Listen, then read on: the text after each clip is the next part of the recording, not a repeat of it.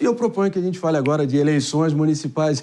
Meus amigos, finalmente, rumo, aqui na reta final, rumo à decisão para liquidar essa fatura nos últimos municípios restantes, precisando conhecer os seus prefeitos pelos próximos 4 anos. Falando, claro, aqui da corrida maluca pela Prefeitura de São Paulo, que a gente repercutiu cada capítulo, cada momento tenso que vai, pelo visto, desaguando nessa decisão no domingo. Não é que Jair Bolsonaro participou do primeiro evento na campanha de Ricardo Nunes, e ele foi lá e declarou o apoio, evidentemente, a Ricardo Nunes em janeiro. O detalhe é que, nesse caso, pelo menos ontem, foi um evento fechado, ali apenas para empresários, numa churrascaria, e estava lá a presença, claro, do grande avalista Tarcísio de Freitas, presidente Michel Temer, presente também, cúpula toda do MDB. Mano, o que você achou? O que representa esse evento? Olha, é muito interessante como o tempo passa, o primeiro turno passou e agora nós vemos toda a união do centro e da direita em torno da candidatura de Ricardo Nunes, com direito a uma fala muito importante. O ex-presidente Jair Bolsonaro dizendo na frente do atual governador Tarcísio de Freitas que, mesmo inelegível, ele continua sendo o candidato da direita à presidência na próxima eleição. O recado não é gratuito. A gente sabe que o governador Tarcísio de Freitas ganhou bastante protagonismo neste processo eleitoral ao bancar, a despeito da recomendação do presidente Bolsonaro de que não se envolvesse tanto na campanha do atual prefeito Ricardo Nunes no primeiro turno, o governador Tarcísio bancou e saiu muito grande desse primeiro turno do processo eleitoral e vai sair muito grande com a vitória, que é praticamente certa, da reeleição do prefeito Ricardo Nunes, e Bolsonaro, desta forma, tenta criar um constrangimento no seu pupilo, que foi revelado por ele, mas que, nas horas que importam, muitas vezes, apesar de não romper com Bolsonaro, mostra a independência e não segue a recomendação de Bolsonaro. Jess, minha querida, quero muito que você meta a mão na sua cumbuca aqui também para a gente avaliar o papel de Jair Bolsonaro nessa reta final. Até porque muita gente, acho que é totalmente justo dizer que ele estava ali naquela posição ingrata de tentando colocar um pé em cada canoa, formalmente apoiando Nunes, mas também tendo que fazer alguns acenos para o furacão Marçal, que estava arrasando a disputa ali no primeiro turno. Acabou que ele cerrou fileira de forma definitiva ali junto ao Ricardo Nunes. Talvez foi importante ali para ser o fiel da balança e o Nunes garantir a posição aí no segundo turno. Claro, sempre bom lembrar também que o vice do atual prefeito Ricardo Nunes é a indicação totalmente do ex-presidente Bolsonaro, o coronel Melo Araújo. Como é que você está vendo essa reta final? Na reta final ficou claro que foi um apoio envergonhado, por assim dizer, ou seja, não é o Bolsonaro que se vê apoiando um dos deles no sentido assim ideológico. Então, ele apoia o Nunes, ele é responsável também ali indiretamente por uma vitória para o segundo turno, mas no final do dia a figura do governador Tarcísio é a figura que está tendo destaque nessa disputa. E aí até vale acrescentar um ponto ao que o Mano disse. O próprio Tarcísio, quando perguntado antes do Bolsonaro, disse que o candidato dele à presidência da República em 2026 seria o presidente Bolsonaro. Então nós vemos que a configuração aí, esses três juntos, levaram essas discussões de volta para 2026, mas muito mais do que isso. Mostra uma certa união de uma direita que muito se disse que estaria dividida aqui na campanha de São Paulo nesse segundo turno. Eles também fizeram uma agenda numa igreja evangélica juntos, os três juntos. Passaram o dia ali com essa força, com essa mensagem de que São Paulo não pode ter o outro candidato, Guilherme Boulos, como prefeito. E aí, André, o Boulos, né, que recentemente até declarou que vai dormir e pernoitar na casa dos eleitores, ele agora vai ter que lidar com um presidente Lula que não vai poder fazer campanha como em tese poderia por conta do acidente, e com o outro lado, que é o Nunes, tendo a principal figura da direita, que é o Jair Bolsonaro, e a segunda, que é o governador Tarcísio, unidos para elegê-lo. Então, isso com certeza dá um resultado e uma força muito expressiva para o Ricardo Nunes nesse final da disputa. Boa, Jess, a gente vai partir agora para um rápido break para você que está ligado, sintonizado aqui no Morning Show, na rede Jovem Pan de Rádio. Daqui a pouquinho, a sua dose matinal de informação e entretenimento volta com tudo. E a gente segue adiante aqui. Aninha, quero muito te ouvir também, porque Guilherme Boulos, claro, vamos falar aqui do rival de Ricardo Nunes, evidentemente, pelo visto, está recrutando um verdadeiro exército, tropa de choque diretamente ali da esplanada dos ministérios em Brasília para reforçar a campanha dele nessa reta final. Inclusive, vice-presidente Alckmin ontem estava tomando um belo de um pingado quentinho, um cafezinho com bolos, e estava ali, acho que, papando um Beirute imenso ali. Você viu aquela cena, provavelmente. Talvez seja o presente de grego, essa derrota, talvez por menos que o Lula vai estar recebendo no domingo de eleição, quando ele vai comemorar os seus 79 anos de idade. Você acha que esse vai ser o desfecho? André, eu acho que assim, desde que o segundo turno foi definido, viu-se uma vantagem relativamente grande por parte do Ricardo Nunes. Então, o Guilherme Boulos, ele teve este período, esses 20 e poucos dias, para tentar, de alguma forma, reverter e reduzir esse abismo. Mas isso esbarra pela enorme rejeição que ele tem aqui em São Paulo, que é algo muito difícil de desconstruir. Eu entendo todos os esforços que ele está propondo, que ele está buscando fazer, mas é uma situação que já começa muito delicada para ele, né? Então, a Jess coloca, que o Ricardo Nunes acaba ganhando um apoio expressivo quando ele consegue colocar as maiores lideranças da direita ao lado dele. É verdade, mas ele também teria uma diferença significativa, mesmo se esse apoio não acontecesse.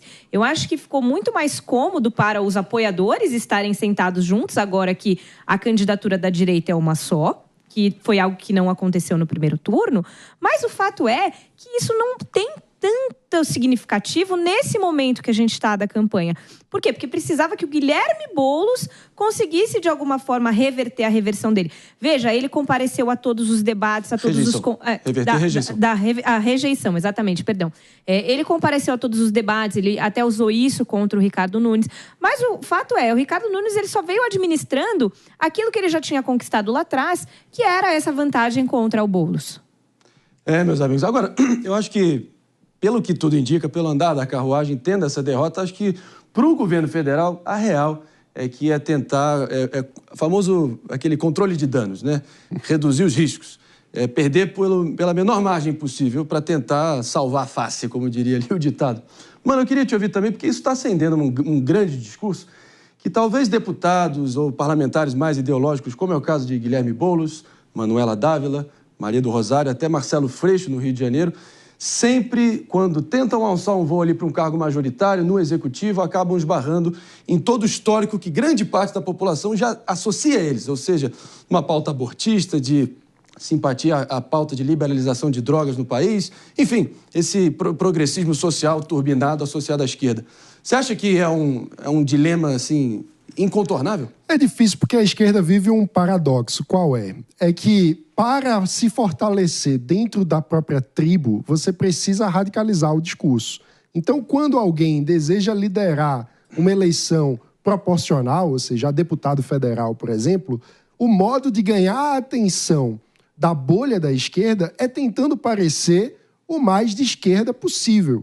Só que, quando você faz isso, você se fortalece internamente para o seu grupo, mas se distancia dos outros campos da sociedade que pensam de forma diferente.